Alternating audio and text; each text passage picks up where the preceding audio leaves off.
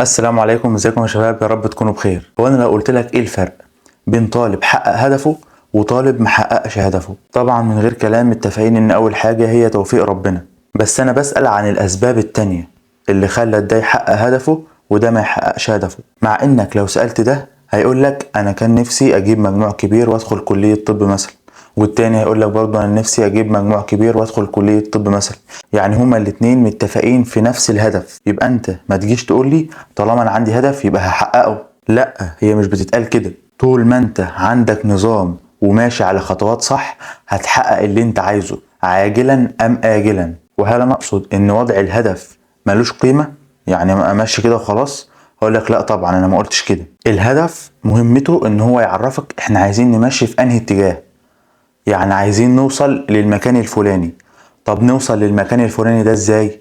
ايه الخطوات، ايه الطريقة اللي هنعملها عشان نروح للمكان الفلاني؟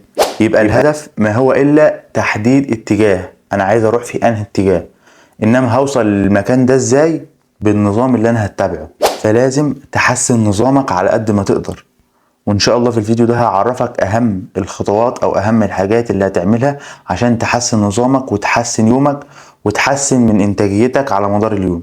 اول حاجة لازم تتعود عليها ان انت تكون عارف هتصحى الصبح تعمل ايه ومطلوب منك ايه، وده مش هيحصل غير لما تكتب كل يوم قبل ما تنام انت مطلوب منك ايه بالظبط وعايز تعمل ايه لما تصحى باذن الله.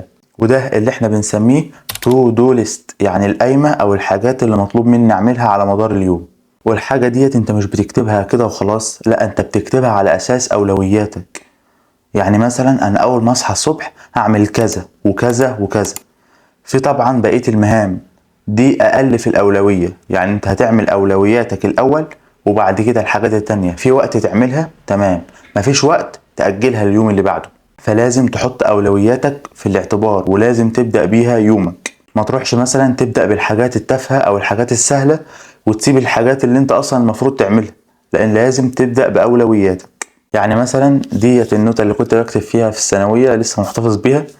كنت مثلا اول ما اصحى الصبح اقرا ولد القران، عندي درس فيزياء مثلا هذاكره، عندي درس كيمياء مثلا لازم اذاكره، عندي امتحان كمان 10 ايام يبقى بس هكتب مثلا مراجعة النهاردة الباب الاول مثلا. لحقت اراجعه تمام، ما لحقتش يبقى اكيد في يوم تاني هكون في فاضي هلحق اراجع، بس الاولوية للحاجات اللي عليا بكرة. فاهم؟ ومش عايز اقول لك كمية الراحة النفسية اللي انت هتحس بيها بعد ما تيجي في اخر اليوم كده وتبص تلاقيك عامل صح قصاد الحاجات اللي انت انجزتها. هتحس ان اليوم فعلا ما عداش هدر وان انت عملت حاجة في يومك وقدرت تحقق اللي انت عايزه. الحاجة التانية وهي ان انت لو ما صحيتش الفجر هتضيع على نفسك وقت جميل قوي وفيه بركة قوي، وبيبقى كمية الاستيعاب والتركيز اللي فيه يعني لا توصف الصراحة. انا اليوم اللي بصحى فيه الساعة 10 او 11 بحس ان انا يعني اليوم ده خلص بالنسبه لي.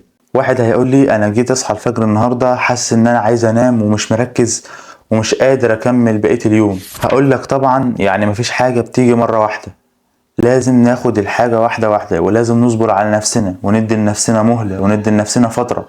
وهتلاقي نفسك انت بعد فتره بتصحى من نفسك من غير منبهات خالص، وده طبعا مش هيحصل الا لما تكون نايم كويس من 6 ل 8 ساعات. طيب بعد ما تصحى بدري، انا كنت بفضل ان انا اذاكر بنظام ال10-50. يعني ايه ال10-50؟ يعني 50 دقيقة مذاكرة و10 دقايق راحة، ولكن مش هتحس بفرق غير لما يكون ال50 دقيقة دول من غير اي تشتيت خالص، من غير اشعارات، من غير تليفون، من غير انستجرام، من غير فيس. لازم ال50 دقيقة دول من غير اي تشتت نهائي. لانك لو جيت في النص مثلا وقلت انا هفتح التليفون مش عارف اعمل ايه، لا مش عارف اعمل ايه، حتى لو انت ما طولتش على التليفون انت بتقطع تركيزك وزي ما بيقولوا كده بتقطع حبل افكارك. فلازم ال50 دقيقة يكونوا 50 دقيقة صافي، من غير اي لعب، من غير اي تليفون، من غير اي حاجة خالص. وفي ال10 دقايق الراحة حاول برضو تبعد عن التليفون على قد ما تقدر، تقوم تعمل كوباية شاي، تقوم تغسل وشك، تعمل رياضة، تتكلم مع والدك والدتك، اي حاجة من الحاجات دي. المهم ما تمسكش التليفون على قد ما تقدر. وبعد 3 أو 4 جلسات خد لك بريك نص ساعة اعمل فيها اللي انت عايزه. تخيل معايا كده انت صحيت الفجر، صليت وفطرت، وبقت الساعة 6. تخيل من الساعة 6 للساعة 11 مثلا او الساعة 12 حوالي 5 جلسات يعني ب5 ساعات صافي. والله العظيم مش هتتخيل كم المذاكرة وكم الحاجات اللي انت هتخلصها في ال5 ساعات دول، ولسه اصلا الظهر مأذنش، يعني لسه معاك بقية اليوم فاضي. فما تضيعش على نفسك فرصة كويسة جدا زي دي. النقطة اللي بعد كده وهي حوار التنظيم الاسبوعي. اكيد عندك في الاسبوع يوم اجازة مفهوش دروس خالص، او حتى على الاقل في درس.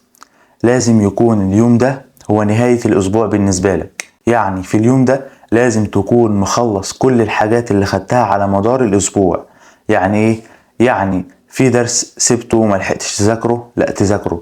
في مثلا تدريبات ما لحقتش تحلها في اليوم ده. في مثلا درس انت ما كنتش مذاكره قوي وعايز تظبط نفسك في الشرح، تظبطه في اليوم ده، بحيث لما الاسبوع يخلص تكون انت مخلص الاسبوع ومقفله وجاهز للاسبوع الجديد، عشان نبدأ على نضيف اسبوع باسبوع. ما تستناش لما تراكم شهر او شهرين او 3 وتبدأ تقول انا هبدأ اذاكر من دلوقتي واخلص اللي عليا ومش عارف اعمل ايه. لا، خليك ماشي اسبوع باسبوع. حتى لو لا قدر الله ما لحقتش تنجز اسبوع، يعني ده اسبوع، يعني مش هياخد منك مجهود كتير قوي، غير مثلا ما يكون شهر، غير مثلا ما يكون شهرين. فانت حاول يكون اليوم الاجازة ده هو نهاية الاسبوع بالنسبة لك، تكون مخلص كل حاجة فيه تخص الاسبوع اللي فات. لان التراكمات دي بامانة هي العدو اللي لو ما قدرتش تتخلص منها في تالتة ثانوي، يعني هي ديت اللي هتكون نهاية مسيرتك في الملاعب. شفت كده الرباط الصليبي ومع لعيبة الكرة، هي التراكمات مع طلاب الثانوي. فانت على قد ما تقدر حاول ما تراكمش. وصلنا لاخر نقطة وهي تعتبر اهم نقطة.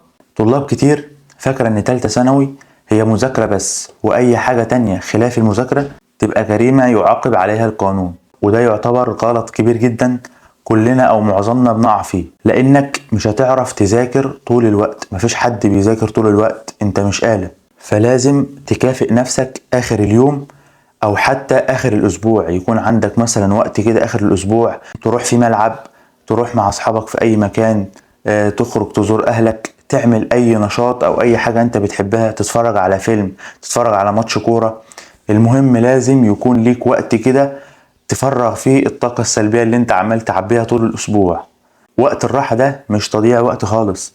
وقت الراحة ده هو اللي هيحفزك ان انت تبدأ يوم جديد وتذاكر فيه يعني بكل اريحية من غير ما تكون متضايق ولا عليك اي ضغوطات. لان مثلا خلينا نتخيل مثلا كده زي ابو زيد، ان انت في يوم بذلت 120% من طاقتك، يعني انت بذلت اكبر من طاقتك في اليوم ده.